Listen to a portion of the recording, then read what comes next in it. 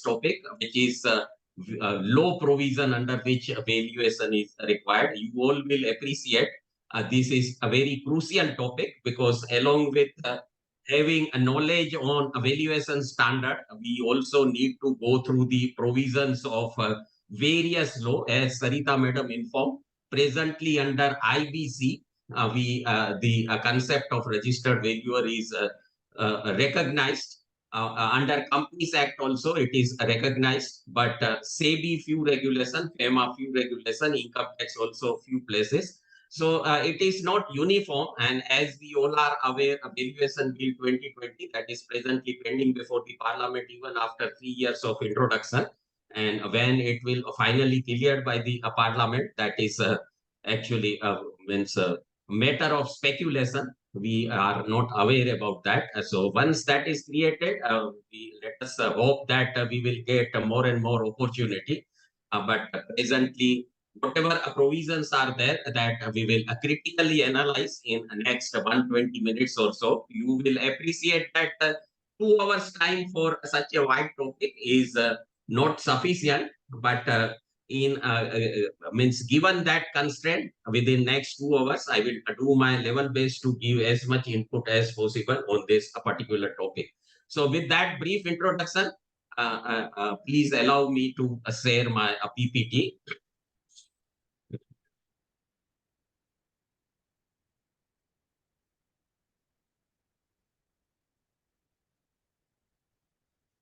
So I hope my PPT is visible to each one of you. If you face any issue in visibility of my PPT, please inform me anytime. So evaluation under different acts legislation, that is our today's topic.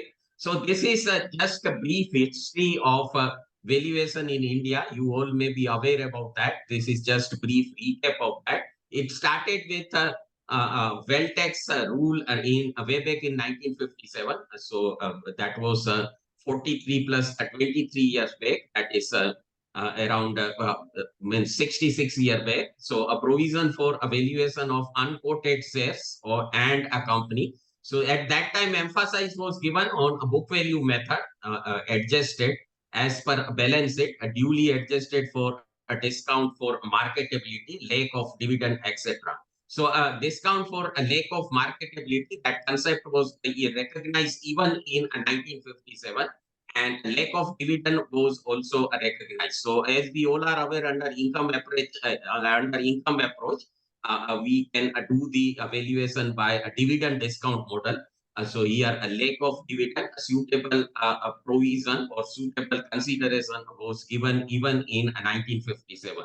Then between 1990 and 1992, that fixed pricing guidelines for evaluation of share, that was issued by the Comptroller of Capital Issue, that is erstwhile CCI, and that prescribed net asset value. So that is recognized even under Income Tax Act today, net asset value, and then a profit earning capacity value and market value in case of a listed company. So in a relative valuation market approach, means market value is considered even today, which was way back in 1992, 1992. So same concept is continuing. And as the value was based on historical, financial and formula driven, so resultant value was fixed. So in other words, no skill was required by the valuer, no judgment was required by the valuer. All everything was formula driven. Then post 1992, as we all are aware, SEBI Act was enacted, and companies were free to price their issues in consultation with the merchant banker. So there actually concept of merchant banker came into existence. And between 2010 and 14, DCF method was prescribed by RBI, Reserve Bank of India, for all foreign direct investment evaluation. So that was between 2010 and 14.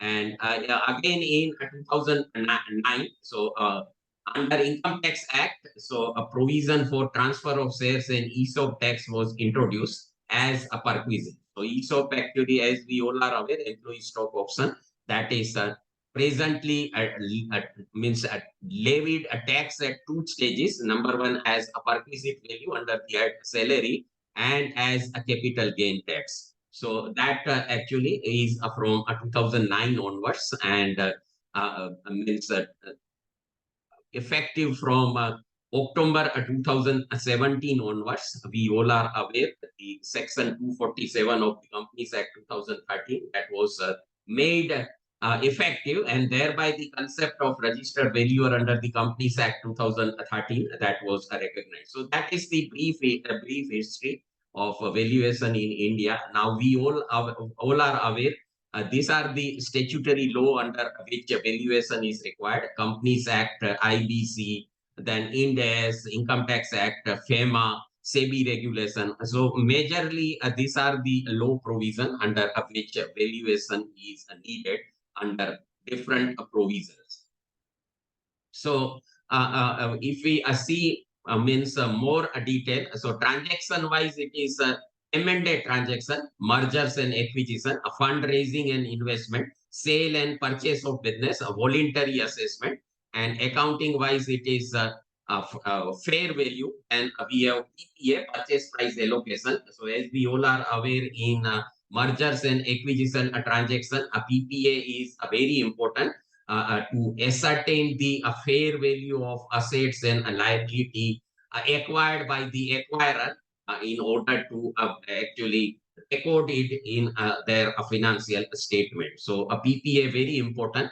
Then we have ease of valuation at different stages, and a test of impairment. So impairment testing, as we all are aware, that is necessary from time to time. Some asset it is required on annual basis, like goodwill or the intangible asset, the life of which cannot be ascertainable. In that case, actually, the impairment testing is required on an annual basis. And in all other cases, wherever there are indication of impairment, whether those indications are external or internal, so at that time, the impairment testing will be needed.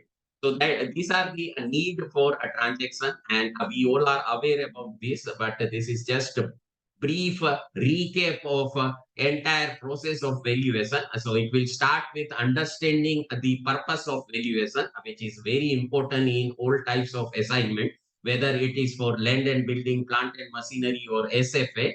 Without knowing the purpose of valuation, the valuer cannot go ahead with the evaluation assignment. Then we have means collection of information from the client, that is second stage. Then due diligence process from the valuer end will start, which will include analysis of the financial statement, and before and the normalization adjustment, which any type of assignment is very important, particularly under DCF, where actually projections are required. So if we do not make the normalization adjustment, probably it will end up giving us erroneous projection. So very important to have a normalization adjustment. Then we will have understanding of the industry characteristics and trends. Again, very important, as we all are aware, sector actually means as we have three valuation approaches which are recognized world over. We have around 11 sectors. Hello. Uh, may I request each participant please mute whenever you are not talking.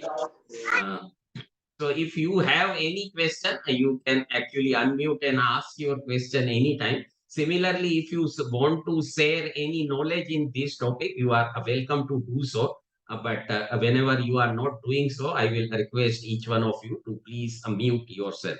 So understanding industry and industry characteristics and trend are very important because as I was informing you, there are around 11 sectors which are recognized world over, and under those 11 sectors, we have 50 major industry, we have more than 150 sub-industry, and under that all companies will fall. So you will appreciate that the characteristics of each of these industry will be different, each of these sectors will be different, leave alone the company. So very important to have a sectoral analysis, industry analysis. and means trends which are there in the industry. As we all are aware today, we are living in the most uncertain time. So in that uncertain time, actually, it is very important to know the if prevailing trends in the industry or in the sector, and the effect of current macroeconomic conditions or factors on valuation, emerging macroeconomic trends on valuation estimation. So very important. Then it will be forecasting and validating company performance. Then considering and applying appropriate valuation methodology. Again, very important. It will start with the basis of valuation, or the means what you call standard of valuation, guidance on which we can get from IBS 104, and thereafter it will be premise of valuation, then it will be approach to valuation and method of valuation. So we get very good guidance on these two topics from IBS 104 and IBS 105. Whether it is LNB, whether it is PNM, whether it is SFA, for all this is very important. And then we will have a performing value adjustment, a value conclusion, documentation, and a reporting. So we all are aware about this process reasonably.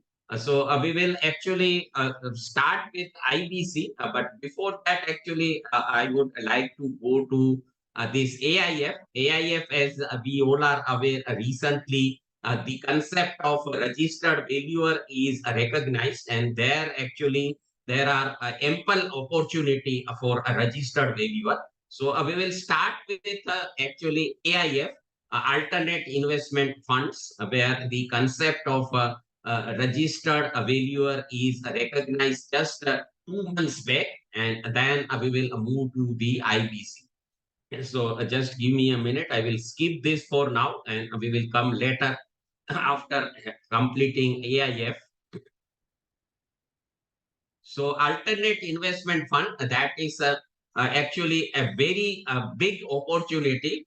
So what is alternate investment fund? So we will try to understand that. So traditionally, what we invest is a fixed income security, equities, mutual fund, derivatives, a financial derivative like a forward contract, future contract, option contract, swap contract, then a real estate, commodity, money market instrument. So if we see the return on these type of traditional investment avenues is limited to the means if we compare the nominal rate, or if we compare the real rate after adjustment of inflation, so we are not getting virtually anything, because if we get on an average around a 7 to 10 percentage return, and if we adjust the inflation of 7%, virtually we are not getting anything.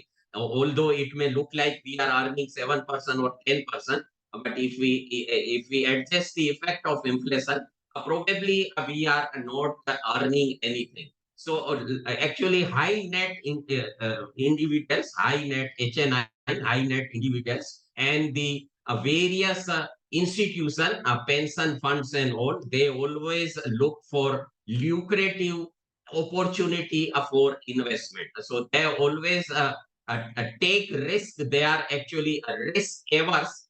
Risk loving. We all are risk averse. We retail investor. We are risk averse. Means we do not want to take a risk. We need a safety of our investment rather than having a high return. But there are institutions, means major funds and all, they are actually ready to take a certain degree of risk. High net worth individual, they are also ready to take a risk, but only thing they want is high return. So no risk, no return, as we all are aware, that is the popular concept in the field of finance. So for them, actually, these alternate investment funds are very useful. So we will actually cover this in very brief detail because time is limited.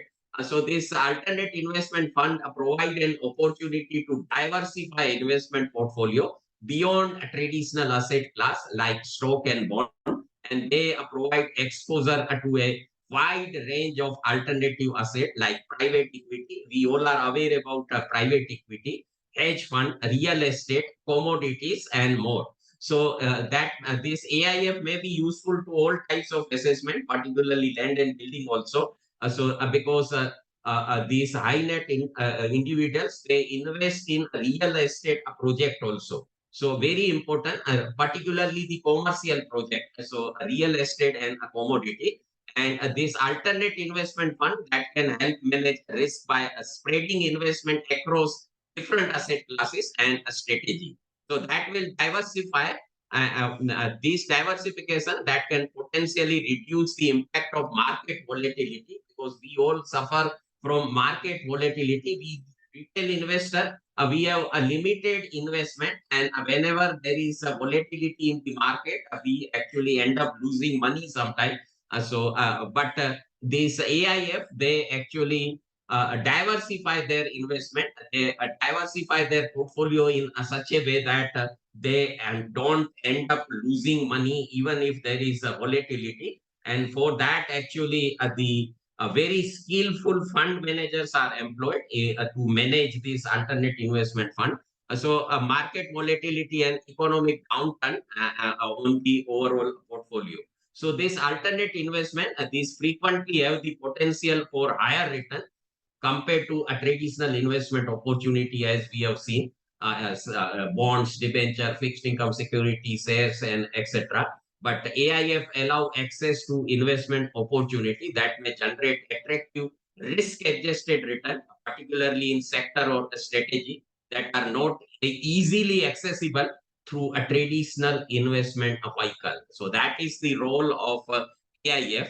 And these are managed, as I told you, by the professional fund manager who possess specialized knowledge and experience in a specific alternative asset classes. So a very important AIF.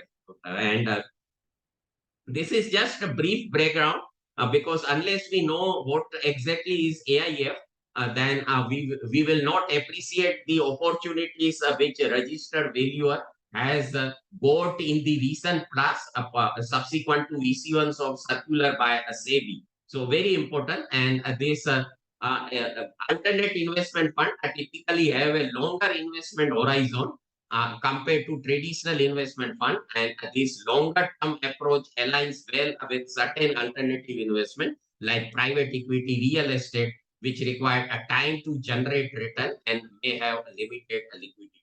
So this is the brief about the AIF. And this AIF are subject to regulatory framework that provide investor protection and transparency, but regulatory intervention is not to that high extent which is there in a traditional investment opportunity like mutual fund or portfolio managers and all.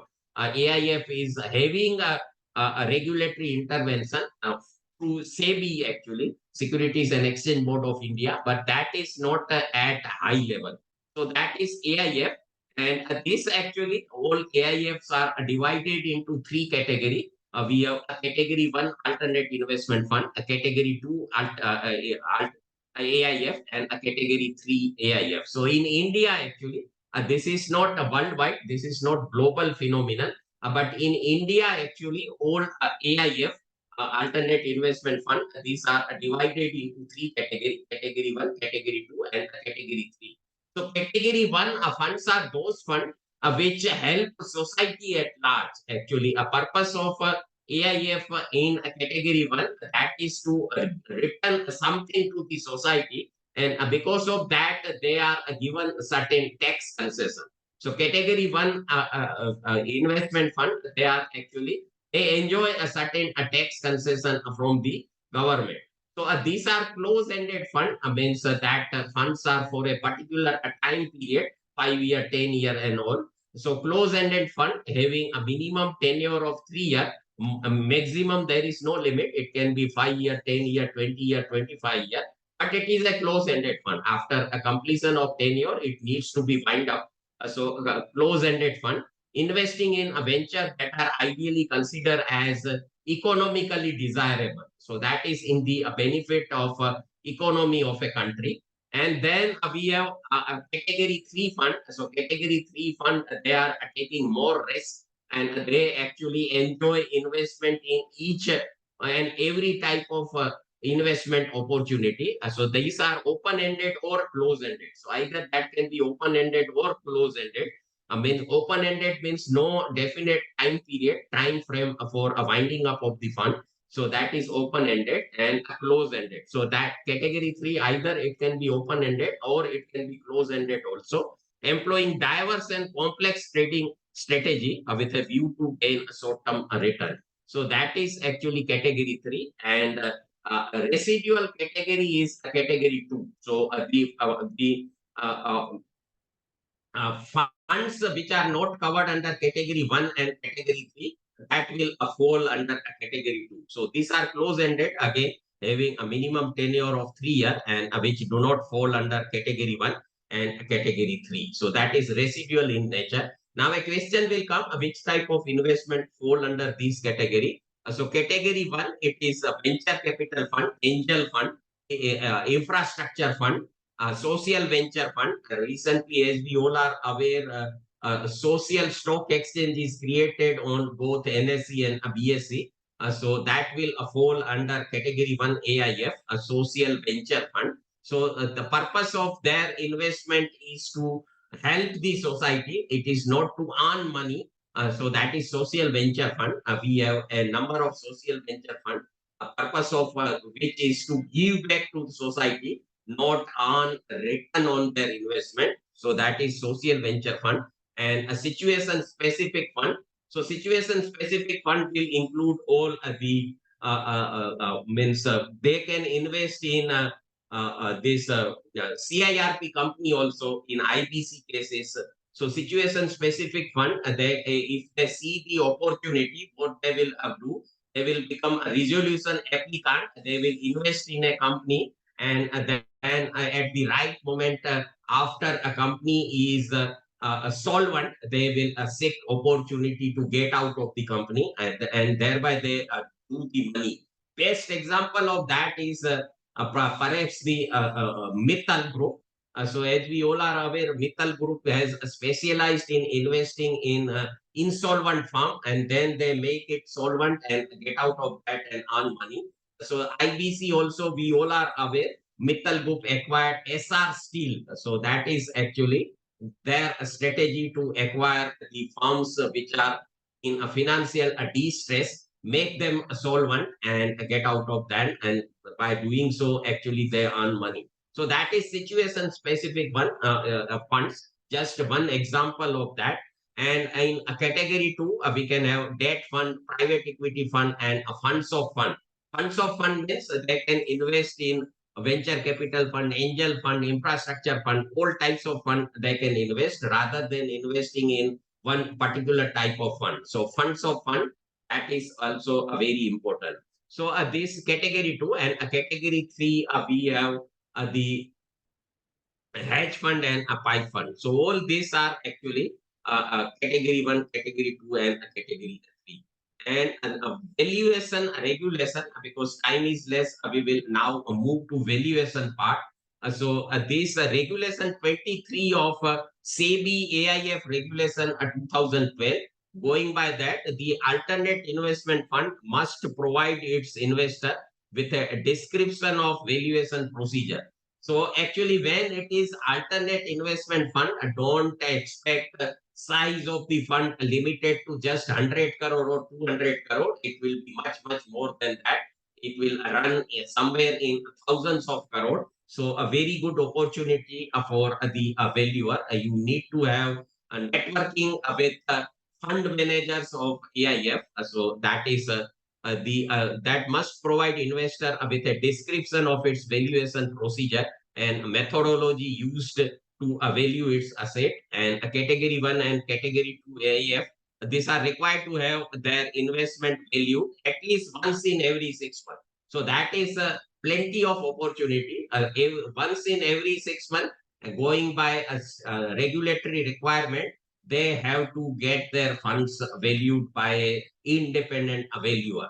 So actually, hitherto, who can act as a who can act as independent valuer. So that confusion was there. So most of the AIF, alternate investment fund, they were getting their valuation done by the merchant banker, because they are well connected with the merchant banker. The fund manager, they will be well connected with the merchant banker.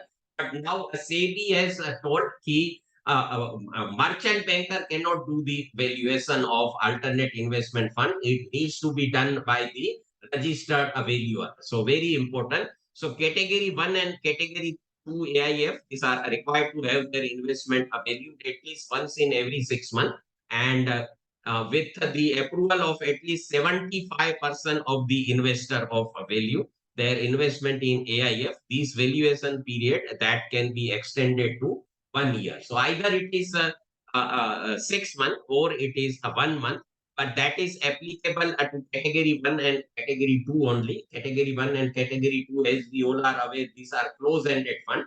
But in case of plenty of opportunity comes from a category 3, which are both open-ended and a close-ended fund. So category 3 must ensure that calculation of their NAV, net asset value, that is independent from the fund management function, and NAV must be disclosed to investor at intervals not longer than quarter, 3 months. So that is only 3 months for a close-ended fund, and at intervals not longer than a month for open-ended fund. So you can very well see the opportunity here. For a close-ended fund, it is on quarterly basis, and for open-ended fund, it is on monthly basis. So very good opportunity to be skillful registered valuers. And this is the circular which I was referring.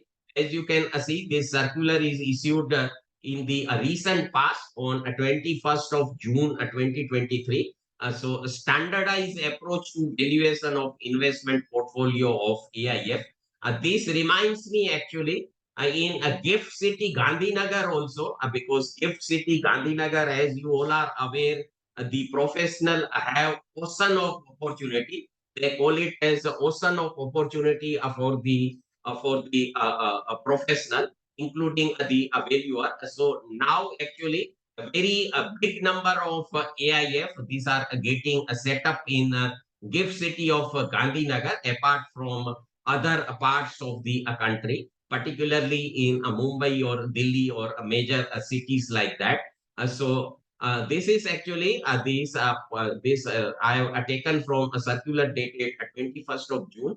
Till actually 2023, before issuance of this particular circular, there was not a standardized practice of evaluation. As I told you, actually fund manager who were very well connected with the merchant banker, so they were getting their valuation done from the merchant bankers. But now actually that process is standardized. So from between 2012, when a SEBI regulation on AIF were introduced, and 2023, there was no standardized procedure.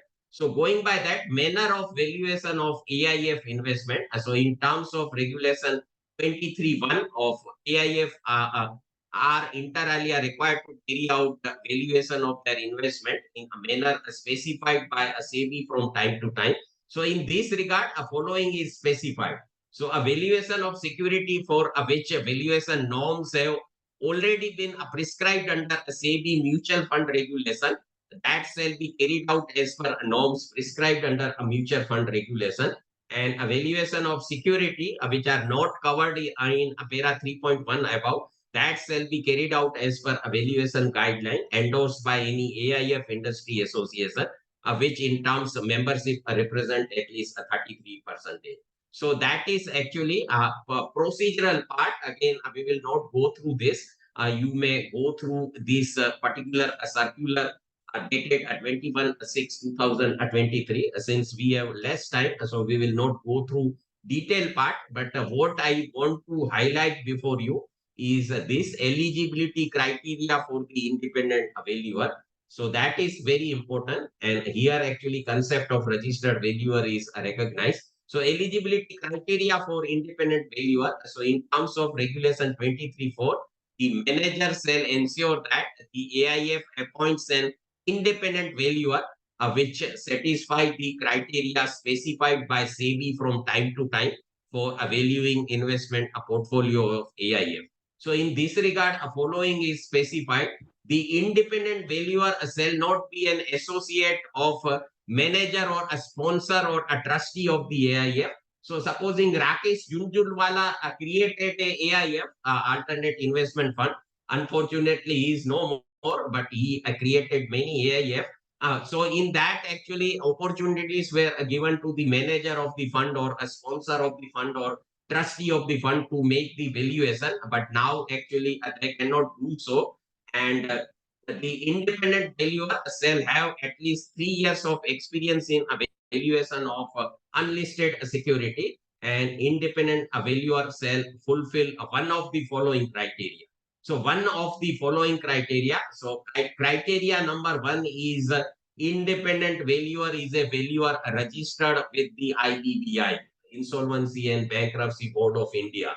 So we all are perhaps, or a majority of us are registered with the IBBI. So we all become eligible from 21st of June 2023. So independent valuer is a valuer registered with IBBI, and it is having a membership of either a chartered accountant institute, company secretary, or a cost accountant, or a CFA institute, or this actually perhaps they have created a new class of valuer which was not there either too. Independent valuer is a holding company or subsidiary company of a credit rating agency registered with the SEBI. So this concept of a holding company or subsidiary company of credit rating agency, perhaps they can act as valuer. That is a new concept introduced effective from June 2023, and any other criteria as may be specified.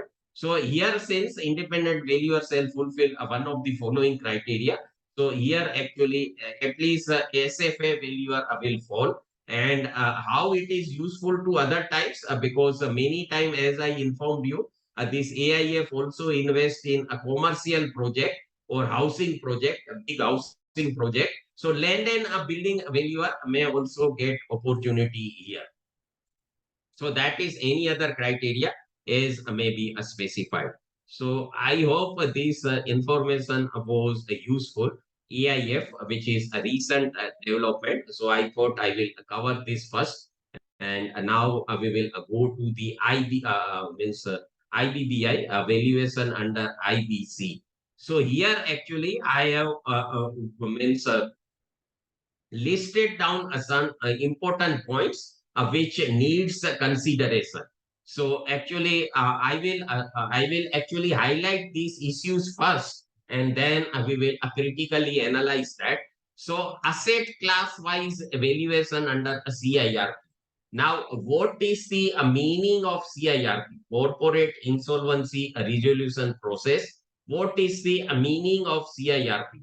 If we see in a simple word, it is nothing but a transfer of ownership. So that is means a resolution of insolvency through a transfer of ownership. So when entire company that is expected to be transferred as a going concern, whether the concept of having asset wise valuation, whether that is correct or not, that we need to critically analyze. Because when you do the asset wise valuation, means whether you are actually considering that company is going to function as a going concern a perpetuity, because you will not get opportunity to have that consideration when you are doing evaluation asset class wise, land and building separately, plant and machinery separately, SFA valuation separately. So whether that is correct or not, we will critically analyze that. And then what is the meaning of realizable value? If you go through the if you go through the means definition of fair value and the liquidation value, which is provided under IBBI CIRP regulation, they are talking about the realizable value.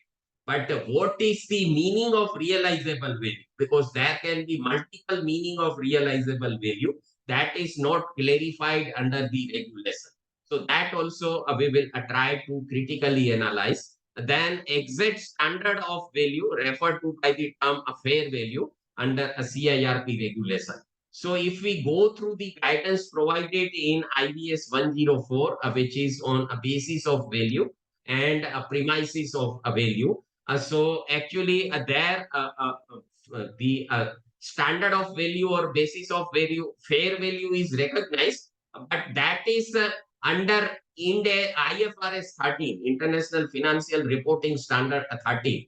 So as we all are aware, IFRS 13 or Ind AS 113, valuation under that is for the purpose of financial reporting, not for the purpose of purchase and sale transaction. Purchase and sale transaction,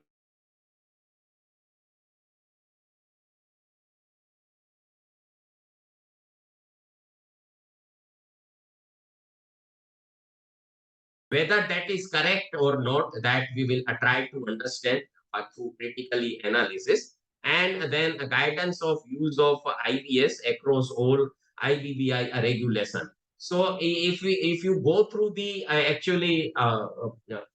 means, as we all are aware, IBC, Insolvency and Bankruptcy Code, that is process driven. There are various processes like CIRP, Corporate Insolvency Resolution Process. We have a liquidation process. We have a voluntary liquidation process. We have pre-packaged insolvency resolution process. We have fast track insolvency resolution process. So that is a then a bankruptcy for an individual or personal guarantor to the corporate data. So we have a number of types of processes, and everywhere except in liquidation process regulation, they have referred that valuation need to be done by following the international valuation standard. But in liquidation process regulation, guidance provided is valuation need to be done as per companies registered valuer and valuation rule. So in just one regulation, guidance is different, and that can make a difference actually, because under a company's registered valuer and valuation rule, as we all are aware, valuer need to follow either internationally accepted valuation standard or the valuation standard adopted by the RVO, Registered Valuer Organization, of which he is a member. So actually, this guidance should be uniform. Either it should be as per the company's registered valuer and valuation rule in all the regulation, or it should be internationally accepted valuation standard in all the regulation. So these are the issues I want to highlight. And in light of this issue, we will now critically analyze the relevant legal provision, relevant regulatory provision. So I will now go to the beginning.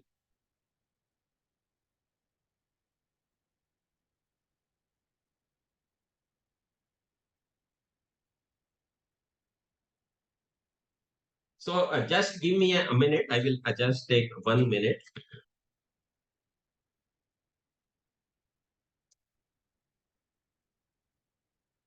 So, what are the objective of IBC? We will start with that because if we before going through the provisions of any statutory law, it is required that we need to go through the objective. Because if we know the objective, perhaps we will understand the statutory law provision in a better way. So, what are the objective of IBC? So, that is an act to consolidate and amend the laws relating to reorganization and insolvency resolution of corporate person, partnership firms, and individual in a time-bound manner for a maximization of value of asset. That is very important, for a maximization of value of asset. So when we are doing asset class wise valuation under CIRP, whether that will result in a maximization of value or not, because three different set of valuer, they can have their different judgment, they can have their different different observation and different findings about about the different class of asset. So whether ultimately that will maximize the value of asset, particularly whether we are considering the going concern aspect in all three classes, that needs to be considered. So for maximization of value of asset, to promote entrepreneurship, availability of credit, balance the interest of all stakeholders, including alteration in the order of priority of payment of government dues. So there, by actually going by this objective only, now as we all are aware, governments have been placed at lower priority level under section 53 of IBC. Section 53 of IBC, as we all are aware, that provides us the waterfall mechanism, that provides us the priority of payment to the stakeholder. Means when a company is under liquidation, and to establish an insolvency and bankruptcy board of India for matters connected therewith or incidental thereto. So this is the objective of IBC. Before actually going through any statutory law, we need to first go through the objective first. So this is the objective, and what is the need for a valuation under IBC? So valuation, as we all are aware, that is essential to ensure fairness and transparency in the insolvency process by determining the true value of asset of insolvent entity. And evaluation will help to maximize the value of insolvent entities asset during a resolution process, ensuring that creditors receive the maximum possible recovery. So that is the purpose of valuation, or objective of valuation, aim of valuation, a need for evaluation. So evaluation will provide a crucial information for a decision making by creditors, by RP and other stakeholders who are involved in the insolvency proceeding. So evaluation that will play a vital role in a determination of the appropriate value. So all these are actually the need for evaluation. And as we already discussed, this is the scope of IBC under part 2 of IBC, which is actually, as we all are aware, IBC is divided into 5 parts. So part 2 of IBC, that is related to corporate persons. So under that we have this process, CIRP, corporate insolvency resolution process. We have fast track corporate insolvency resolution process. We have a liquidation process. We have a voluntary liquidation process. We have a pre-package insolvency resolution process. And we have individuals and partnership firm. So that is covered under part 3 of IBC. Under that, we have a fresh start process. We have insolvency resolution process, and we have bankruptcy order. So broadly, actually, this is the scope for evaluation under IBC part 2 and part 3. Part 3, as we all are aware, individual and partnership firm, that is not made effective even after more than actually 7 years now, actually more than 6 years of implementation of IBC. As we all are aware, IBC was implemented in India effective from 1st of December 2016. So from 2016, we are in August 2023, but still this part 3 that is not made effective except for personal guarantors to the corporate debtors. So that is part 2 and part 3. And these are the processes. Under all these processes, valuation by a registered valuer needed. So that is about that. And this is the flow of process under IBC of relating to CIRP and liquidation. So when a corporate debtor commits a default, now actually threshold of default, that as we all are aware, that is now increased to 1 crore rupees. Earlier it was 1 lakh rupees when IBC was introduced. So between 2016 and 2020, it was 1 lakh. And immediately after onslaught of COVID in India, means during second fortnight of March 2023, his threshold was increased to 1 crore. So corporate debtor committing to a default, and then actually A or adjudicating authority or NCLT, they can accept the application, and thereby a corporate insolvency resolution process will commence. And if it fails, means the CIRP fails, then the corporate debtor will go into liquidation process, in winding up process, in a dissolution process. So this is the normal flow of processes under IBC. Now, actually, what is the meaning of important terminology which is provided under the IBBI regulation? So, we will go through a fair value definition or a meaning which is provided under a CIRP regulation, IBBI a CIRP regulation, or insolvency resolution process for a corporate person regulation. We will go through the meaning of liquidation value. We will go through the meaning of realizable value. So, what is the meaning of realizable value under IBBI liquidation process regulation? So, these are the important from the perspective of the valuer. So, actually, this is the meaning of fair value. Means this meaning is provided under clause HB, sub clause HB of clause 1 of regulation 2. So going by that fair value, so fair value means the estimated realizable value of the assets of the corporate debtor if they were to be exchanged on the insolvency commencement date. So date of valuation is fixed under the regulation itself. So a valuer is not at liberty to determine the date of valuation. That is fixed under the regulation itself. That is ICD, or insolvency commencement date. So once it is fixed under the statutory law provision, valuer need to abide by that. So that is insolvency commencement date between a willing buyer and a willing seller in arm's length transaction. What is arm's length transaction? We all aware, transaction between two unrelated party. That is the arm's length transaction after a proper marketing, and where the parties had acted knowledgeably, prudently, and without compulsion. So that is the meaning of fair value. Now, here I would like to highlight the meaning of market value. So, market value, that as we already discussed, IBS 104, that is related to basis of value, or that is related to standard of value. So there are six standard of value which are recognized under the IBS 104, and a meaning of that is provided under the IBS 4, IBS 104. So one of them is the market value. So what is the meaning of market value? So that we will actually go through that.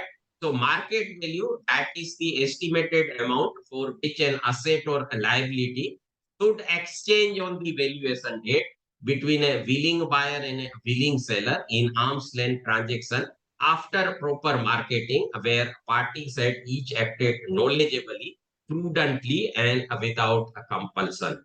So you will find that the meaning of market value as per 104, and a meaning of fair value as per IBBI regulation, this is identical. This is same actually. Only difference is here they have referred insolvency commencement date. Here actually no specific date is mentioned. Otherwise it is same. So, what difference it will make? So, actually, we need to understand what the valuer is supposed to ascertain is the market value, not the fair value, because there is difference between market value and fair value. Market value is ascertained for the purpose of purchase and sale transaction. So, I will take just 1 minute. Just give me a minute.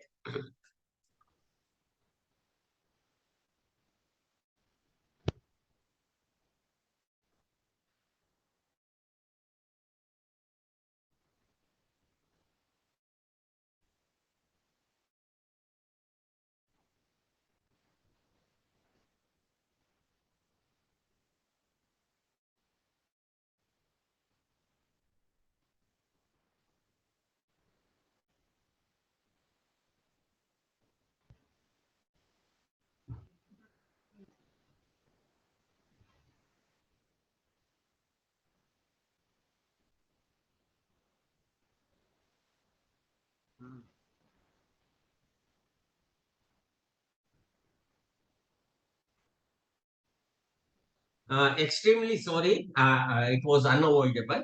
So what I was referring to, the meaning of fair value and market value, that is identical. So what we need to ascertain is the market value, not the fair value. As I informed you, fair value is for the purpose of reporting in the financial statement. That is not meant for a purchase and sale transaction. So, what is the meaning of fair value as per IFRS 13? That also we will see. But in a CIRP, that ultimate purchase is a sale transaction, sale from a corporate debtor. So, we actually need to keep in mind. So, that is a very important. Now, moving forward, so how to determine the market value? Because many times questions are coming. These guidance is provided under IVS 104 only. So, how to determine the market value? That is actually given. That is given under the regulation. That is given under the IVS 104. So, that is the estimated amount refers actually each of these words they have provided each of what is the meaning of estimated amount. Just give me a minute. I will highlight that. So, what is the meaning of estimated amount?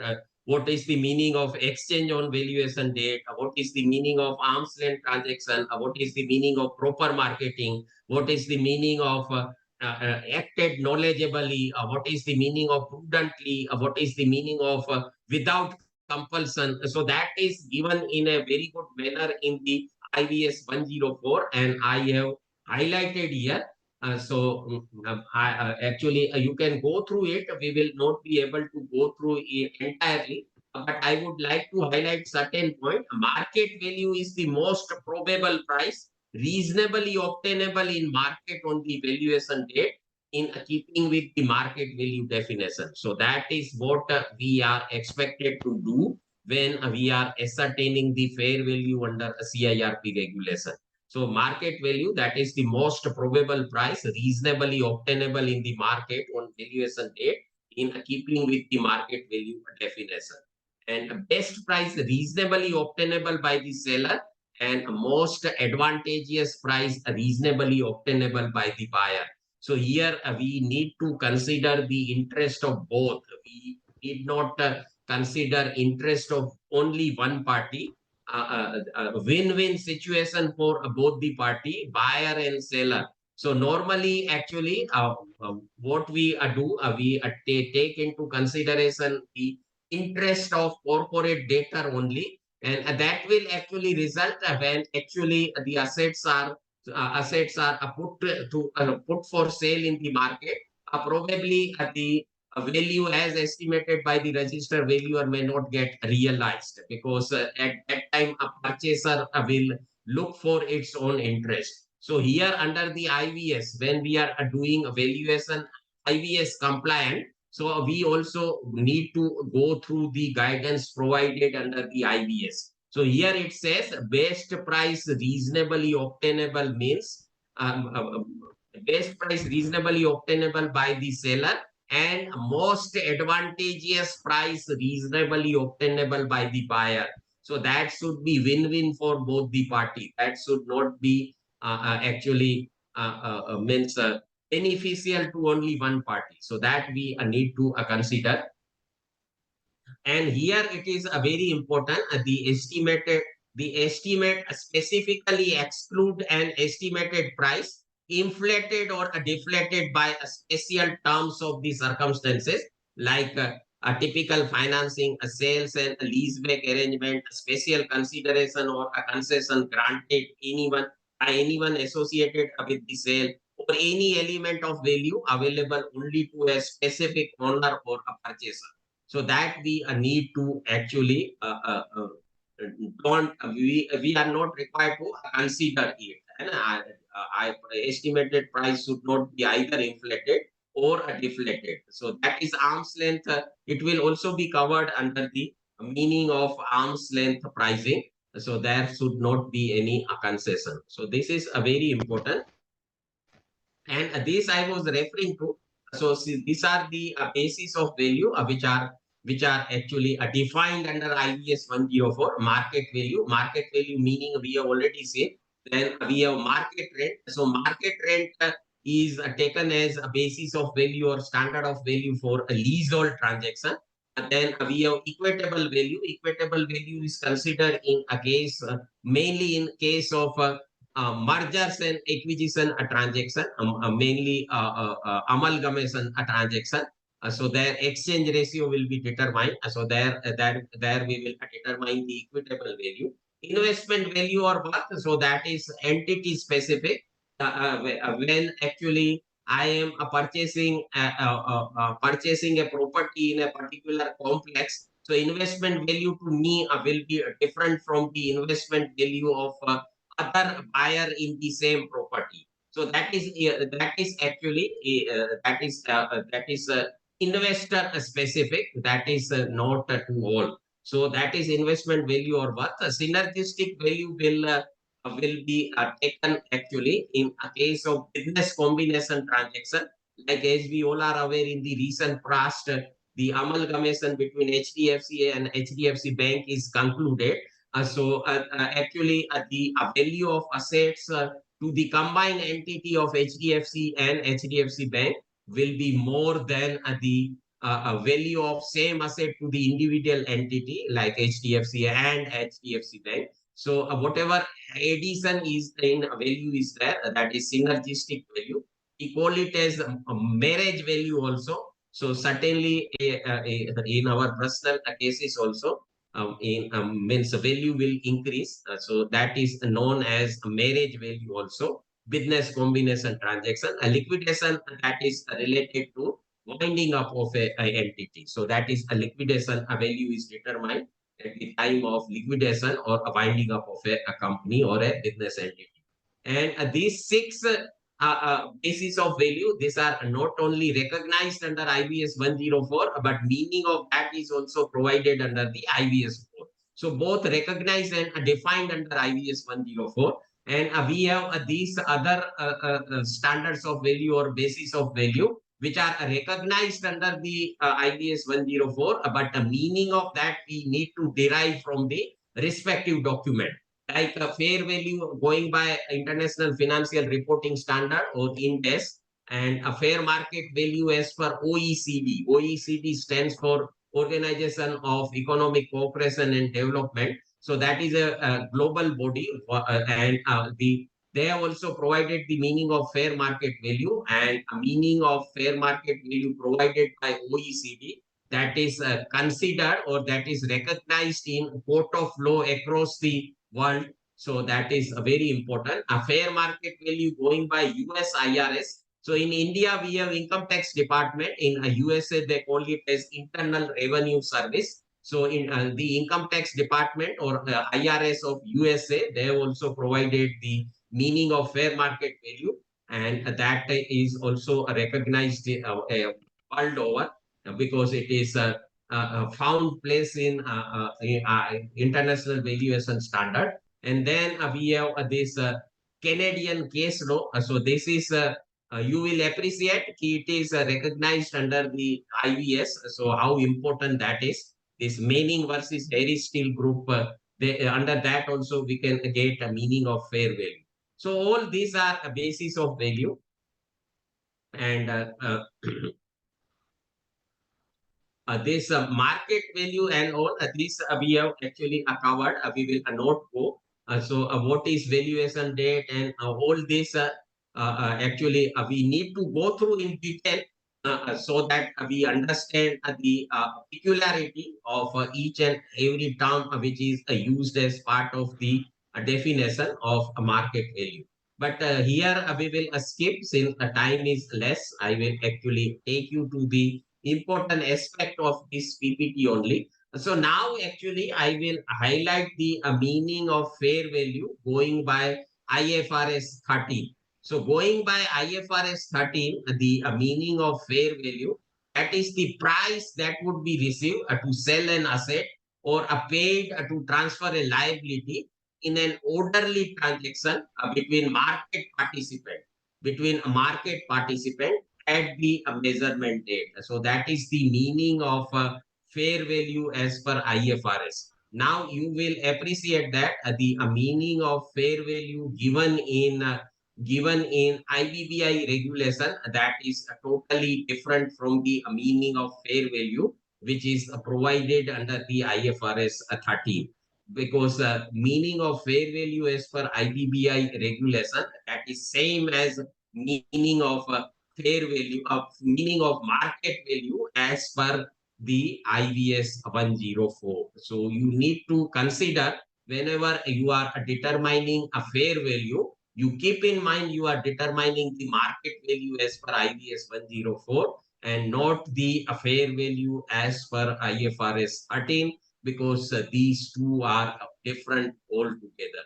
And how to determine that? So that market value, what is the meaning of these important words which are used in this meaning? Estimated, what is the meaning of estimated amount? What is the meaning of valuation date? All this is given in a beautiful manner, in a detailed manner in IBS 104. So whenever you have any doubt or any question, you can go through this and you will find the answer. What is the most probable price? What is the meaning of most probable price? All this on the valuation date. So that is time specific. Many time actually questions come, what is the validity of the valuation report? So that is highlighted in a beautiful manner here. On the valuation date requires that a value is time specific as a given date. So that is applicable only the insolvency commencement date, because markets and market condition that may change, the estimated value may be incorrect or inappropriate at another time. So a valuation amount will reflect market state and circumstances as at the valuation date and not those at any other date. So not one day prior to valuation date, not one day after the valuation date. Your valuation date is valid only on the valuation date. So that is very important. Apart from this, what is willing buyer? So that is neither over eager nor determined to buy at any price. So all this is given. You can go through this, and this is the meaning of international financial statement. Means IFRS fair value and liquidation value. So that is the amount that would be realized when an asset or a group of assets are sold on a piecemeal basis. That is very important, on a piecemeal basis. So you need to consider when you are determining the liquidation value, you need to consider these are sold on a piecemeal basis. And a liquidation value should take into account a cost of getting the amount getting the assets into sellable condition. So many time actually the assets of the corporate debtor may not be in a sellable condition. So whatever expenditure is required to bring that asset to the sellable condition, that needs to be considered in the evaluation estimation. So sellable condition as well as those of the disposal equity and liquidation value can be determined under two different premise of value. So that is IBS 104. We will get the meaning of premise of value, that is orderly transaction or a forced transaction. So that is IBS 104. And this is as per Institute of Chartered Accountant of India, ICAI valuation standard. So going by them, a fair value is the price that would be received to sell an asset or a paid to transfer a liability in an orderly transaction between market participants at the valuation date. So ICAI valuation standard, these are mainly based on Ind AS, and Ind AS is based on IFRS. So you will not find any difference between definition of fair value as per IFRS and a definition of fair value as per ICAI valuation standard. So that is I wanted to highlight. And here they are referring to orderly transaction and forced transaction. So what is the meaning of forced transaction? What is the meaning of orderly transaction? That meaning we can get from ICAI valuation standard. Forced transaction is a transaction where a seller is under constraint to sell an asset without appropriate marketing period or efforts to market such asset, and orderly transaction. So that we can go through that. And this is procedural in nature. We will not go into this appointment of a professional. When actually a registered valuer is appointed by the registered professional, a resolution professional, so that we will not go into a detail of this. I will highlight only who cannot be appointed as a registered valuer by the resolution professional. So these are the actually criteria for that. And what I want to highlight is this. So this is regulation 35 of CIRP regulation. So a fair value and liquidation value shall be determined in the following manner. So two registered valuer appointed under regulation 27 shall submit to RP an estimate of the fair value and of the liquidation value computed in accordance with internationally accepted valuation standard. So here it is very important. We need to determine the fair value as per internationally accepted valuation standard after a physical verification that is very much required of the inventory and fixed assets of the corporate data. And then this is procedural in nature. We will not go through this, but this actually highlight that wherever there is a difference between the estimate of value submitted by to a separate valuer. So third registered valuer will be appointed, so that we will not go through in detail. So here actually this is how actually the registered professional is appointing the asset class wise valuer. So here actually asset class means a definition provided under company's registered valuer and valuation rule. So what is the meaning of asset class as per company's registered valuer and valuation rule? So that is actually I have highlighted here. So asset class means a distinct group of asset like land and building, machinery and equipment displaying a similar characteristic that can be classified and requires a separate set of valuers for evaluation. So that is how actually the registered valuer is appointing asset class wise valuer when a company is under EIR. So that actually whether that is a true or not, because as I highlighted, a CIRP is what is insolvency resolution. Insolvency resolution is nothing but means that is through the ownership transfer. That is insolvency resolution through ownership transfer. That is what expected in a CIRP. That will how the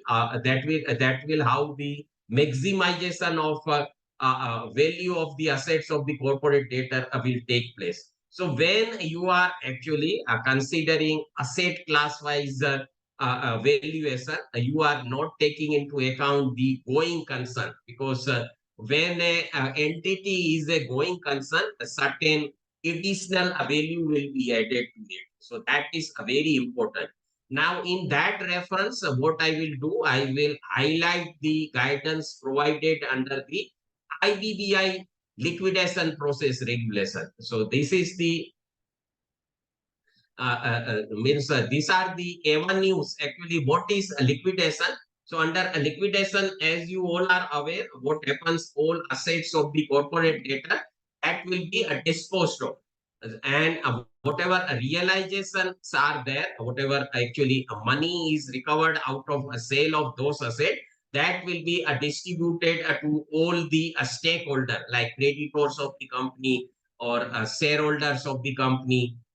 So that will be distributed to them as per the order of priority, which is provided under section 53 of the insolvency and bankruptcy code. We call it as a waterfall mechanism. So that is how a liquidation process works. So these are the avenues. Earlier actually means if we go to the definition, so that liquidation value, the definition specified that the assets of the asset will be sold in a piecemeal manner.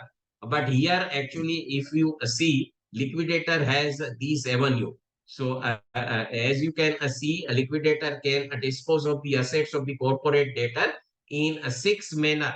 So this is asset on a standalone basis. So an asset on a standalone basis, like land on a land and building on a standalone basis, plant and machinery on a standalone basis. So that is a standalone basis. Assets in a slump sale. So what is the meaning of slump sale? A multiple asset sold for a lump sum consideration. That is the meaning of slump sale. So here a group of asset will be sold for a lump sum consideration. That is slump sale. Then a set of assets collectively. All the assets will be sold off collectively. Then assets in a parcel. So one parcel means land situated in Ahmedabad separately, land situated in Baroda separately, land situated in Lucknow separately. If corporate debtor is having land at all these places, so assets in a parcel, then a corporate debtor is a going concern. So that is the Fifth Avenue. And not only that, any of the business of the corporate debtor is a going concern. So these six are the avenues available to liquidator for a disposal of the assets of the corporate debtor. So provided that where asset is subject to security interest, it shall not be sold under any of clauses A to F unless security interest therein has been relinquished to the liquidation estate. So that is about the secured asset. Whenever there is secured asset, the liquidator is not at liberty to dispose of this asset in this manner. So that is what is highlighted. So whenever you are giving your quotation for under the liquidation process, you need to consider this aspect. You need to give a separate liquidation value, a realizable value under these six different situations, six different scenario. So your court under liquidation process regulation will be much more than what you are quoting in a CIRP regulation, because CIRP you need to consider only fair value and liquidation value, that too asset class wise, land and building separate, plant and machinery separate, and SFA separate. But here you will require to give your quotation for these six different situations. Here you also need to consider corporate debtor as a going concern. So that is a very big exercise, and that will not be limited to just one class of the asset. That you need to consider. So that means this is the actually means sale as a going concern. Again, I will forward this PPT through the organizer of this event. If you find that useful, you may go through the balance portion, which we are not covering here. So we will skip this. That is about the going concern. We will not skip. But I would like to highlight this regulation. This is regulation 35 of liquidation process regulation. So a valuation of asset intended to be sold, valuation of asset intended to be sold. So where the valuation has been conducted under regulation 35 of CIRP regulation, or the means this is again a procedural in nature. We will not go through. So in cases not covered under, we will directly refer to this sub-regulation 2 of regulation 35.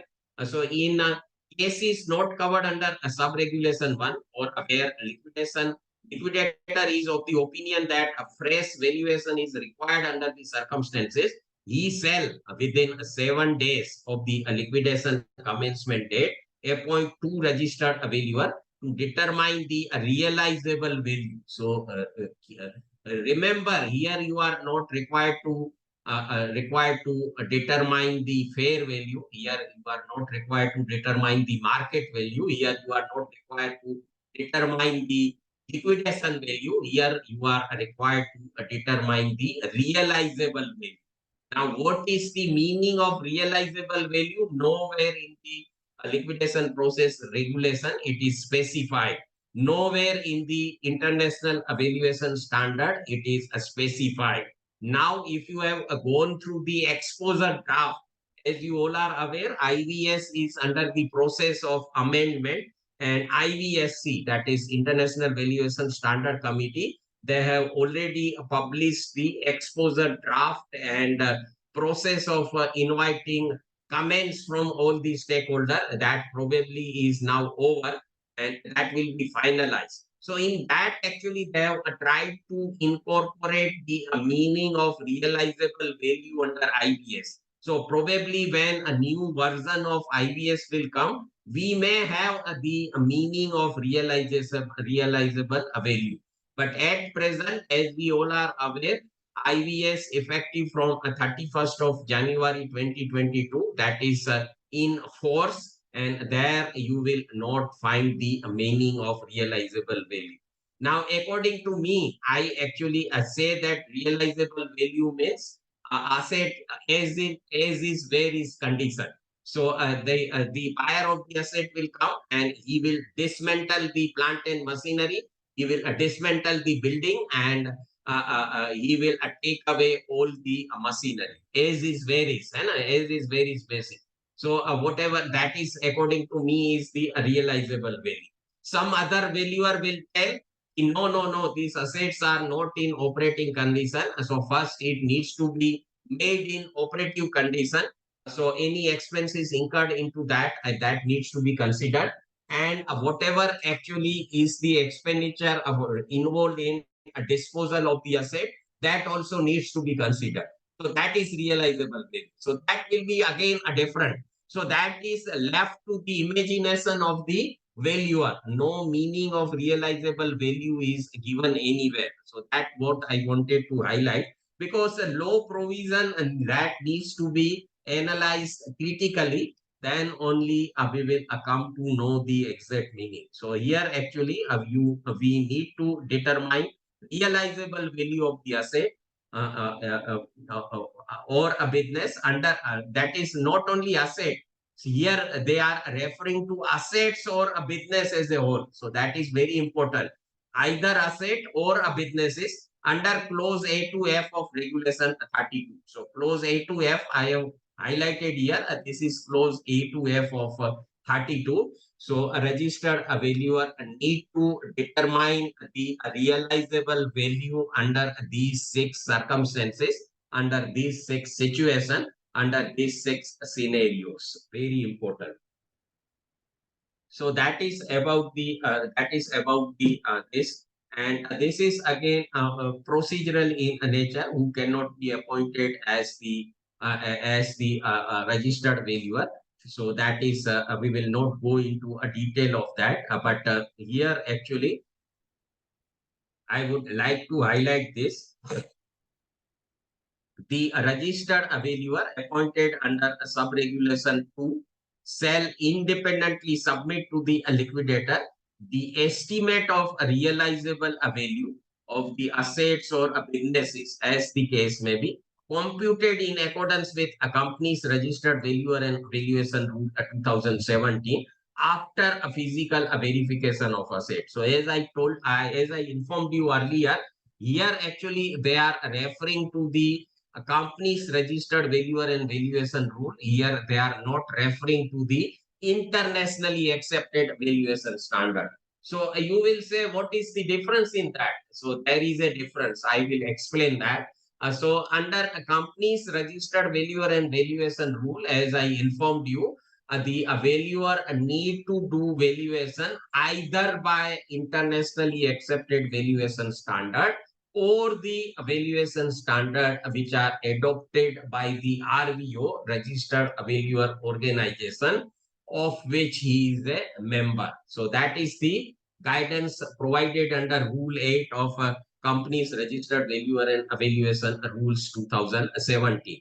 Now you visualize a situation, you imagine a scenario where two liquidators are appointed by the liquidator. Two registered valuer are appointed by the liquidator.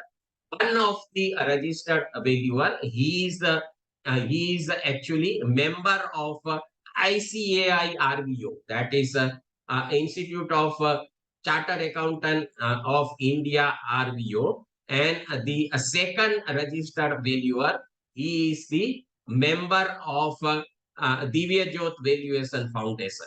Now, actually, the valuer who is a member of Divyajot Valuation Foundation, he will do valuation as per internationally accepted valuation standard, because Divyajot Valuation Foundation has adopted IVS. Whereas the second valuer, he will make valuation as per ICAI valuation standard, because he is the member of ICAI-RB.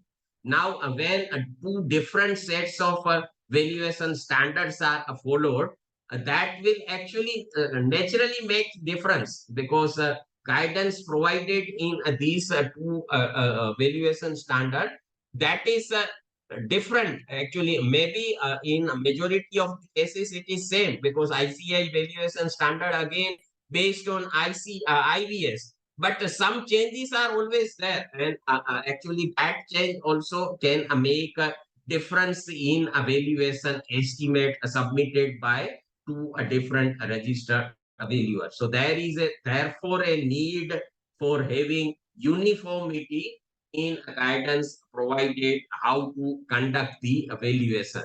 So, as I informed you, all other regulation, it is internationally accepted valuation standard, but only in a liquidation process regulation, they are referring to the company's registered valuer and evaluation rule. So that is that we can highlight. And another point, as I highlighted, this under a CIRP also, because in liquidation is the end of the corporate debtor. So that is less important as compared to CIRP, where the corporate debtor is sold as a going concern.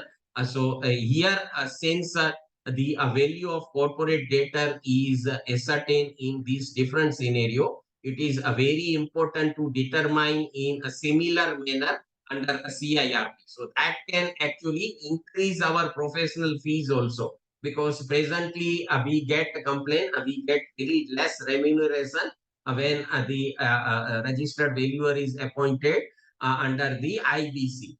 So once actually scope of valuation under CIRP regulation is increased, that is enhanced, probably we may get more professional fee. So that is the avenue we can explore, and that actually needs to be represented before the IBBI. From my side, actually, I have already given a suggestion, but individual suggestion, as we all are aware, that is of no value. So collectively through RVO, we can give that suggestion, and that is the best opportunity for increasing our professional fees whenever we are getting assignment under the IBC.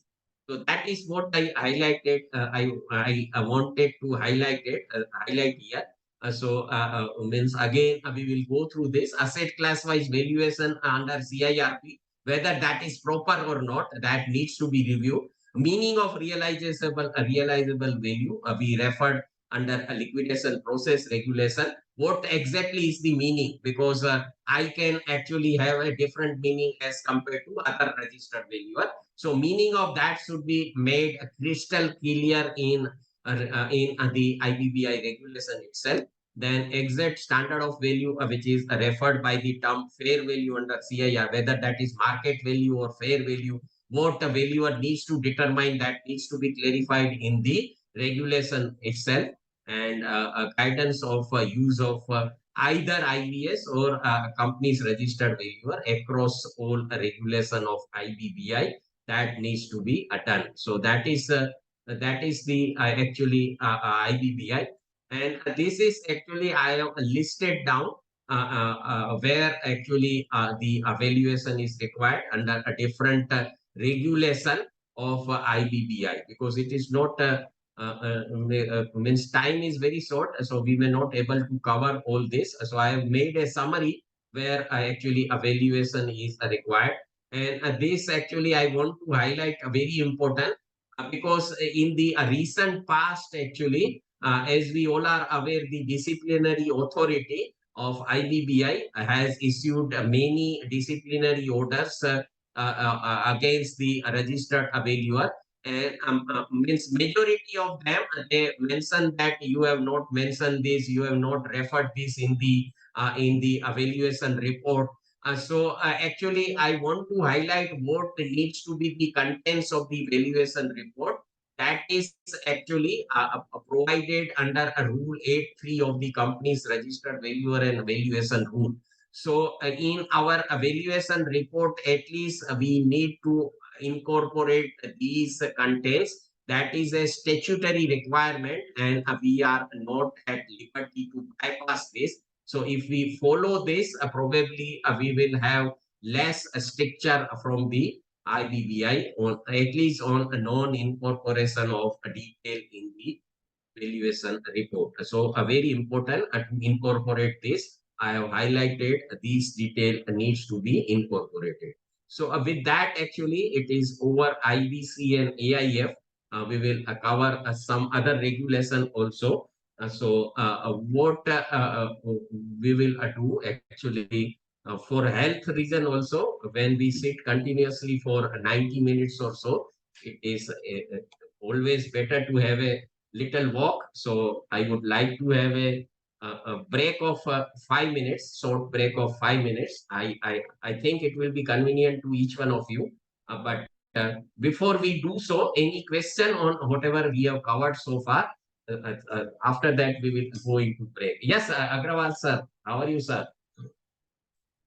Good morning, sir. It was a very Good morning. exhaustive session and a very well explained session.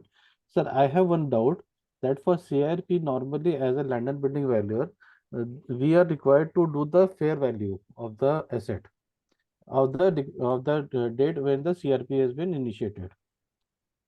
Right, sir? Yes, sir. But the purpose of this, as you had explained, is to for the it has to be a maximum value that the COD can achieve. Yes, sir. That is the purpose. Now, Mm. supposing as on date of CRP, is that there was a different situation. Now there is a different situation. Maybe some road has been proposed, or some DPA has been changed, or some other aspect of that asset has been changed.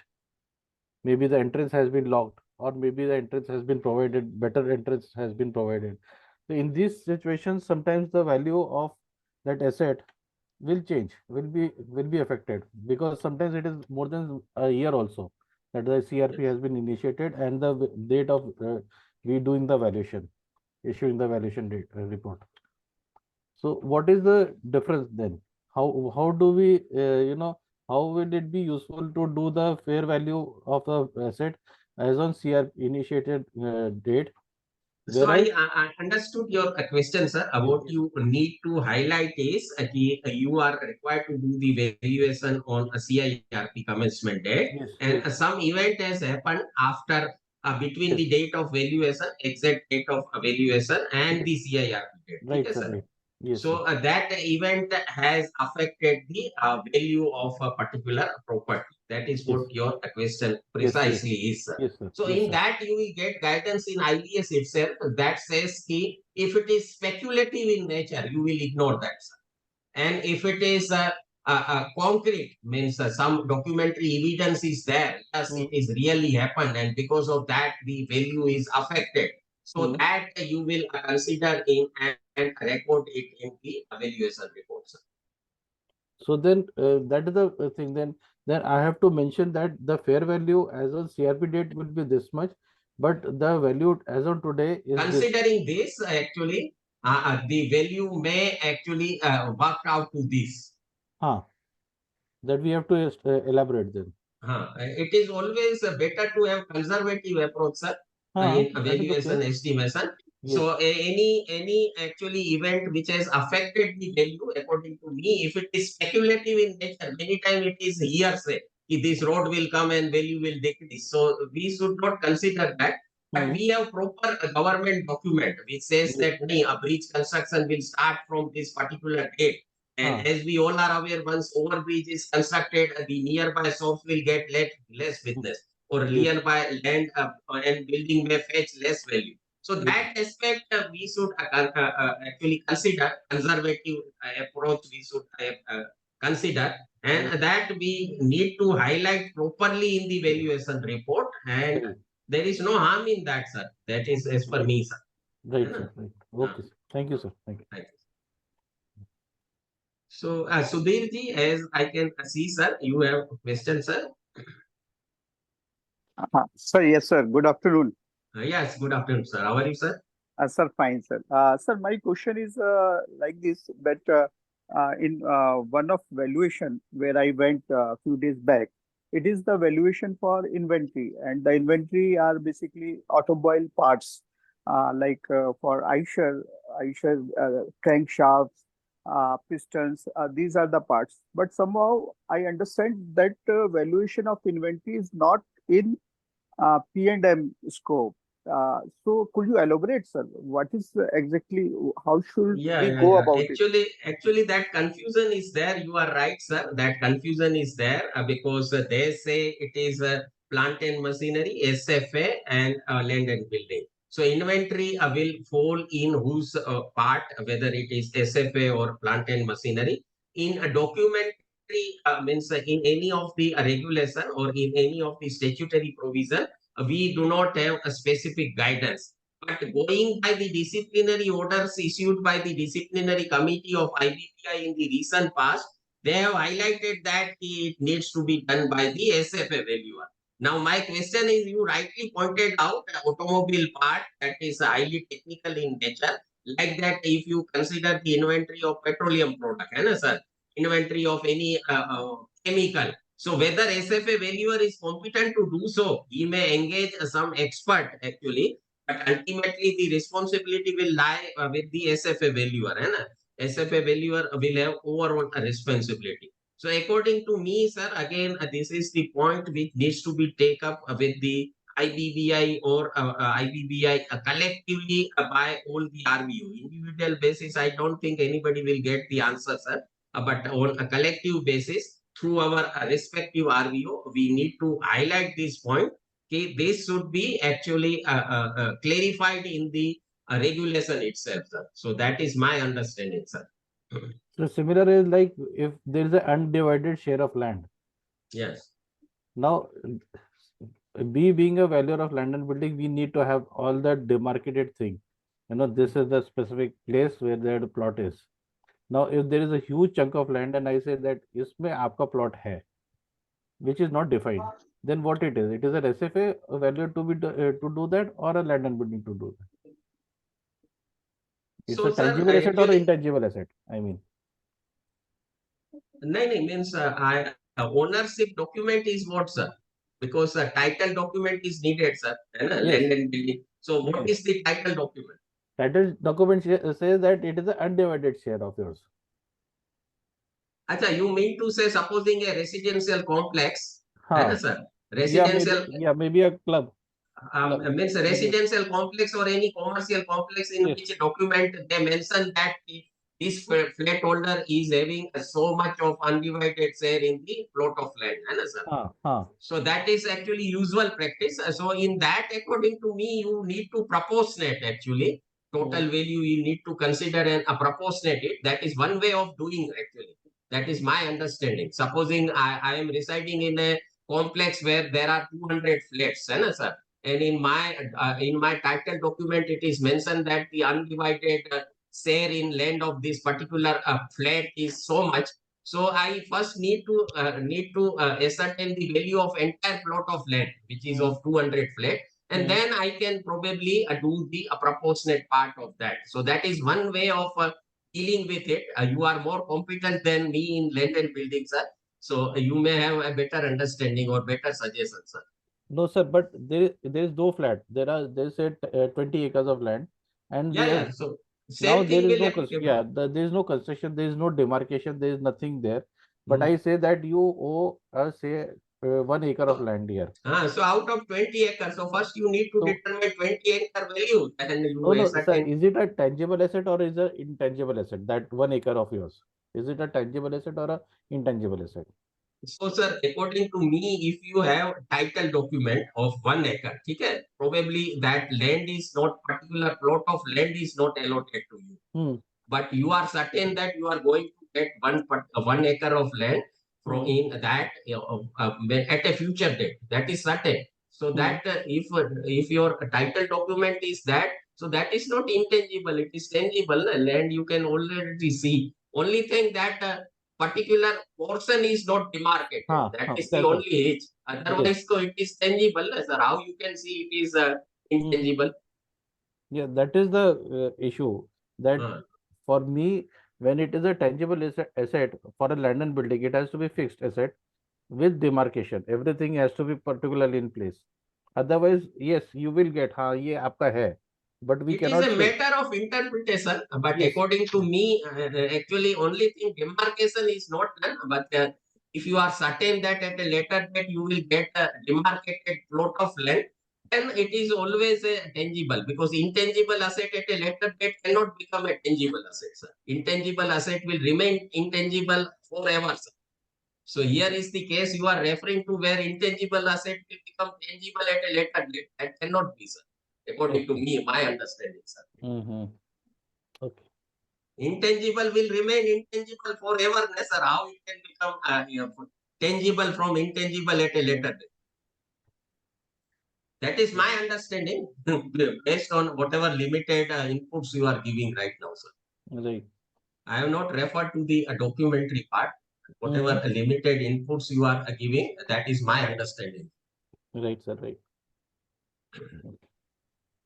So, any other question?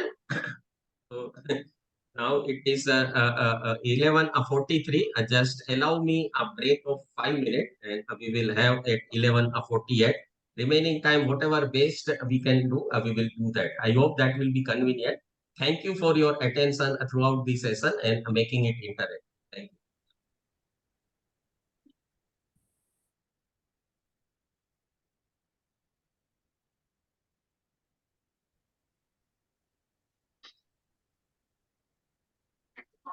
Sharma sir is there.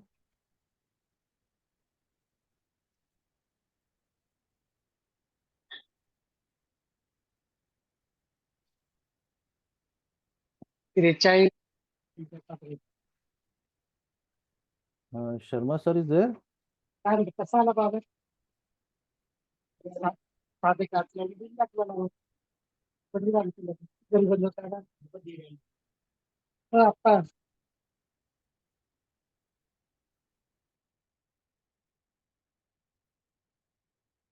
तो आपका number क्या है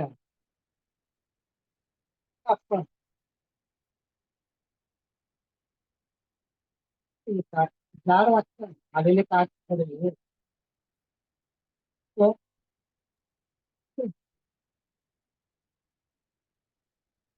नंबरची नाव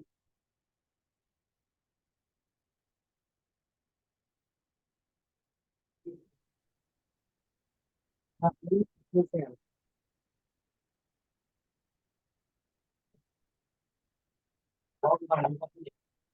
पैसे पैसे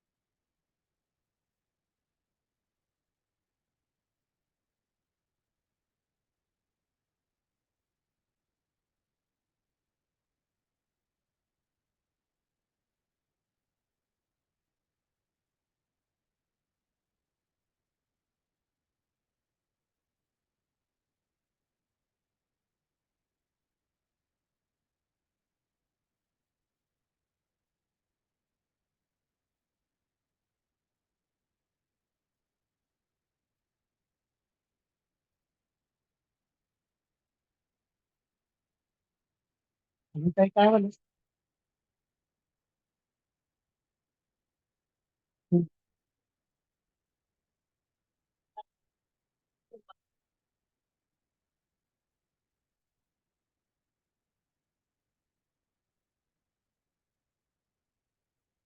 स्वतः बोलला ते स्वतः बोलला ते हा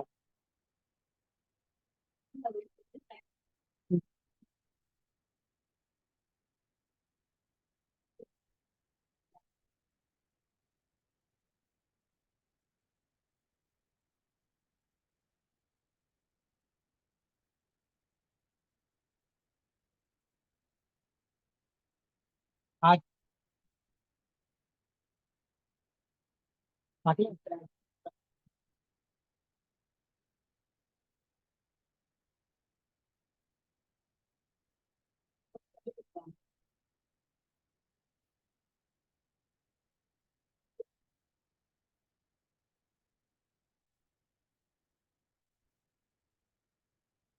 नाही मला विचारले काढलेला आहे तो.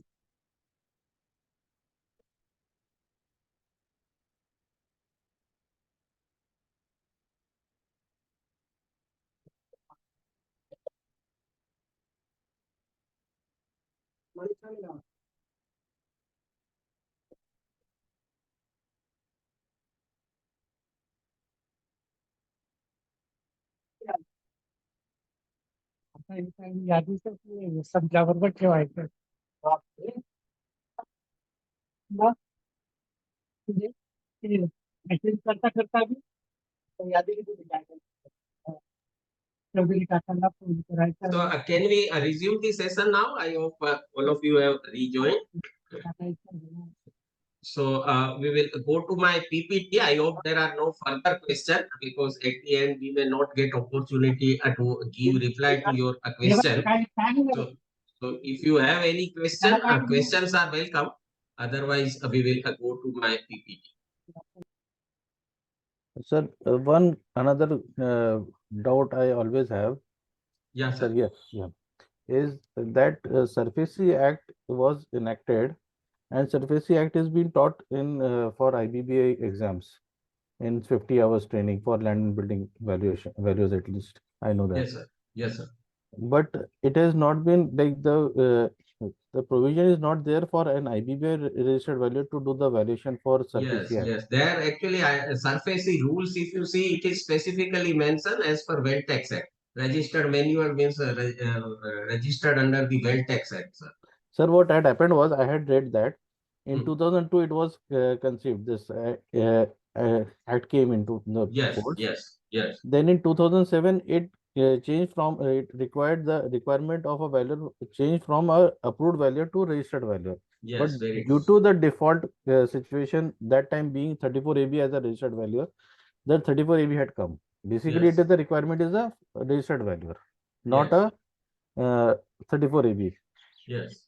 That is a So very since they have specifically mentioned, sir, as you rightly told, this concept of registered valuer under Companies Act that came into effect from October 2017 onwards. 17, And yes. prior to that, there was no concept of registered valuer under the Companies Act. So Mm-hmm. when actually a Surface Act came much before that, Much so before they are actually referring to Wealth Tax Act. And that yes. act is not amended. So unless Yes. statutory amendment is there, we cannot say it is registered a valuer under a Companies Act. Hmm. है ना sir? So Oblique, that there we should need be to say. some, yeah, there should be now some initiative taken by RVOs Yes, maybe. again that is because the uniformity is not there, sir. So confusion is always there. Income tax also in SEBI regulation under FEMA regulation also. So that actually, unless there is one regulatory authority for the entire profession of valuation, Yes, probably that uniformity will not be established, sir. that is the problem. Right. Apart from that, any of other questions? So then we will cover in a brief about the Good morning, FEMA. sir. Yeah, go ahead, sir. Go ahead, Ganesh, sir. Hello, good morning, sir. Sir, your voice is not audible, sir. May I Myself request? Ganesh Sharma. Sir, please share. Sir, please share a realizable value definition proportionate to market value. Please come again, sir. You are not audible, sir. Sir, Hello. Yeah, go ahead, sir. Sir, please share realizable value definition proportionate to market value. May I request other participant, if you are able to hear, please repeat his Sir, question. I am unable to sir, actually generally, make out. what the question maybe what I feel is that normally we come with a fair value and then we Yeah, discount it by say 10% or 15% or 20% to stay. Yeah, that this is is a not the right practice, sir. yeah, so that is what he must be wanting to know, Yeah. probably. But that Uh, is not the case actually. Yes, yes. Actually, the that is the purpose I highlighted in so much of Yeah, detail, yeah, sir. Realizable value is different, a fair value is different, market value is different. yes, All this clarification need to come from the concerned regulatory authority, from the mm, statutory authority. yes, Whatever I will say, that will have no weight, sir, because yes, I will say according to my understanding, which is not having any weight in any statutory provision. So that actually needs to be taken up. Such matter needs to be taken up collectively by RVOs actually. Right, sir? So Ganeshji, if you can actually, I hope you got your answer, and I will request if you means you have not got your answer, please mention it in your chat box so that it will be more clear, and I will try to give reply. Okay, sir. Okay, sir. So any other question, or can we go to my PPT? So I will cover briefly the FEMA regulation because FEMA regulations are not covered.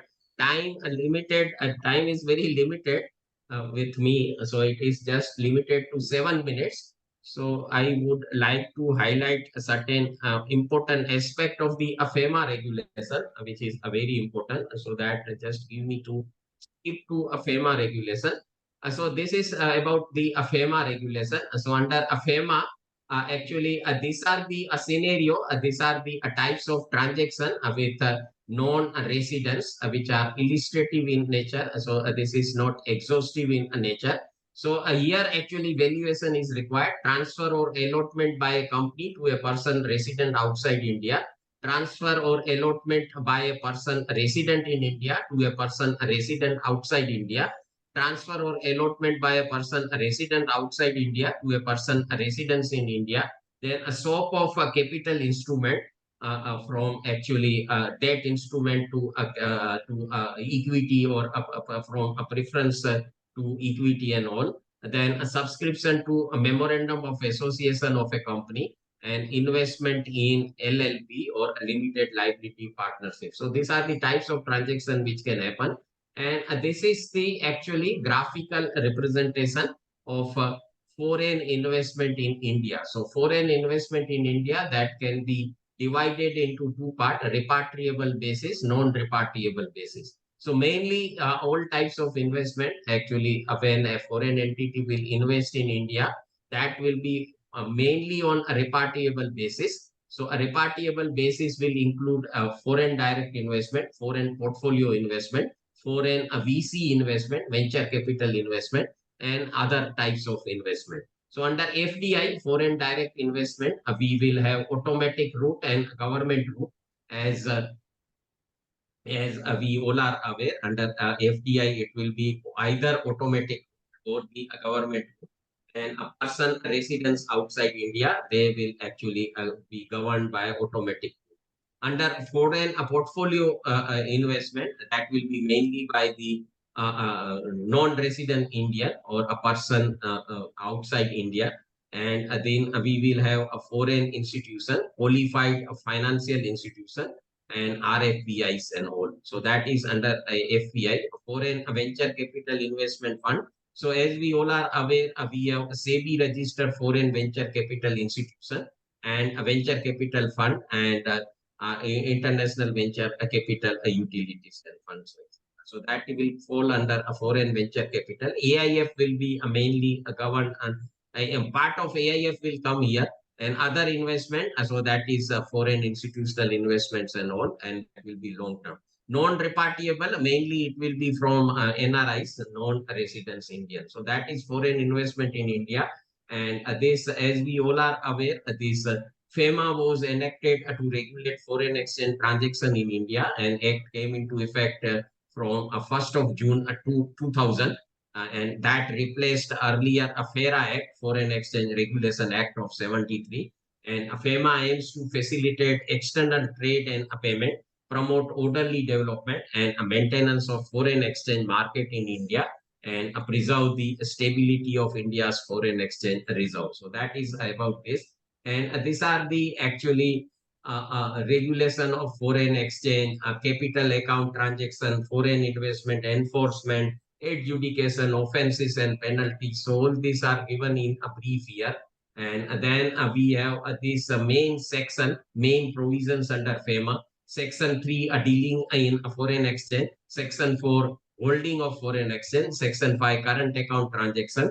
Section 6, capital account transaction. Section 7, export of goods and services. And Section 8 is on realization and repatriation of foreign exchange. So these are the main statutory provisions under the FEMA Act.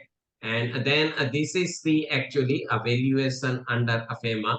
So we need to go through the master direction on foreign direct investment, inbound and all. So these are the opportunities valuer get under get for evaluation under the FEMA. So that is actually I have summarized this here. And apart from that, I have also summarized income tax where actually the where valuation is needed, exact statutory provisions where valuation is needed. So, and apart from this, under Ind AS also, where valuation is needed. So that also I have summarized here. So with that, actually, it is means over from my side. And I hope you got sufficient input in this limited session of 20 means 2 hours, 120 minutes on such a wide topic. You will appreciate that provisions of individual act will take 2 hours. 2 hours is not sufficient for that. In a limited time, I tried my level best to give as much input as possible. And I again thank each one of you for your attention throughout the session and making it an interactive session because as I told in the beginning, we learn from each other. So through your question, I get the opportunity to learn many things. And thank you for asking question during the session. And as I can see, I express my sincere thanks to each one of you through message. You have appreciated my effort. So I am really thankful for that. So with that, actually, we will conclude our session. But before that, if still you have any question, so you are free to ask your question. Valuation under AI of needs attention. Yes, that is actually we can have a separate session on AIF. But problem is then land and building valuer. Here, actually, I am always getting means that should be common for all class. But actually, according to me, knowledge has no boundaries. If you know certain things today, that will be helpful tomorrow. So AIF actually is a emerging avenue, and we can have a session on ocean of opportunity in Gift City, Gandhinagar. That is also coming up in a big way. But actually, I always get a means request ki that whatever topics are that should be common for all the asset class. Now, actually, means I am trying to give a common topic, but many times you may feel it is limited to SFA only. But according to me, knowledge has no boundary. What you learn today may be helpful tomorrow also. So thank you very much. Thank you very much to each one of you. So if you have any questions are welcome. Otherwise, we will conclude this session. Sir, can we have some session on land and building values opportunity under FEMA? Land and building specific FEMA, sir. Some valuation Have you come opportunity? across any such opportunity, sir? Yes, Because yeah, that is sir. what I wanted to know. Is there any opportunity for land and building value? Mainly, FEMA. sir, it is related to investment in Right. shares, equity of a company or debt instrument. AIF, they of course invest in this real estate, sir. So that may be relevant for the land and building. So if you have a networking with the fund managers, so these are I-5 fund managers, sir. They earn in crores of rupees a month. So these are all I-5 fund managers of AIF. So if you have any networking with them, probably you will get lot of opportunity because they invest in real estate projects, sir. Great. AIF. Sir. Okay. Yeah. Thank you so much, sir. Sir, but like FEMA, once we are talking, sir, so can we have any benefit of having MBRICS in connection with the international valuation, the DRICS, and then connecting with FEMA, land and building? Yeah. valuation? RICS means you are referring to Royal Institute of Chartered Surveyor, London, sir? That's right, sir. That's right. So because they claim that once you are getting a membership or once you're a member, so then FEMA or like all such facilities in 148 countries, it will be valid or applicable. Yes, that RICS actually surveyors are recognized world over, sir. So if you get their a certain qualification or a certain membership, sir, so you may get opportunity for evaluation. Actually, a problem is, sir, in a majority of the country, they recognize land and building valuer. This asset class actually in India, we have that. Means there they need no at surveyor and actually land and building valuer or surveyor, they get more recognition in other countries. That is okay, sir. Surveyor or valuer, that is okay. Whatever they say. But the question which was asked, that was very valid question, that LNB, so like to add on to your qualification or just to like becoming a better professional for FEMA or for any interaction, like if somebody has RICS membership, so will it be advantageous? Yes, certainly, sir. That is a world-renowned body, sir. So having membership of RICS will certainly help. That will add feather to your cap, sir. Certainly. Okay. Thank you, sir. Thank you.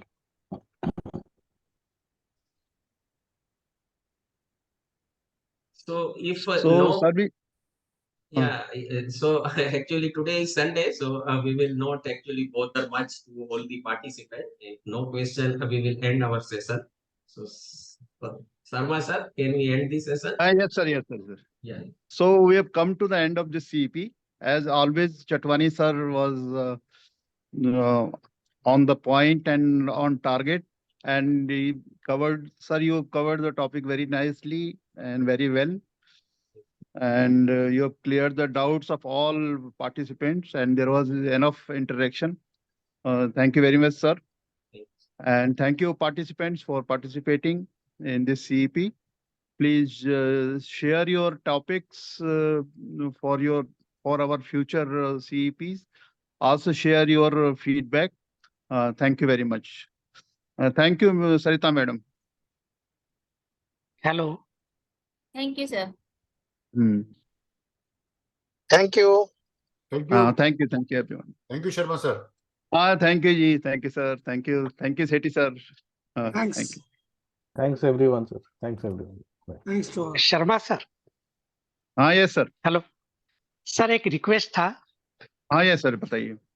Land and building valuers के लिए कोई arrange कीजिए ना एक आध. हाँ, definitely हमारे पास land and building के बहुत मेंबर्स हैं. मैं अभी बोलता हूँ मैडम सरिता को भी, और हम लोग देखते हैं इस पर. और सर, एक कैपिटल गेन के जो वैल्यूएशंस होते हैं ना, उसके बारे में भी अगर कुछ होता है तो बढ़िया रहेगा सर. बहुत अच्छा, लोगों सर, का ठीक है. रिक्वायरमेंट रहता है कैपिटल गेन के वैल्यूएशंस के लिए. कैपिटल गेन मैंने नोट कर लिया. नेक्स्ट करते हैं. ठीक है. ओके ठीक है sir. Thank you very much. Thank you very much sir. Thank you. Thank you, sir. Thank you. Thank you, everyone. Thank you. Thank you, everyone.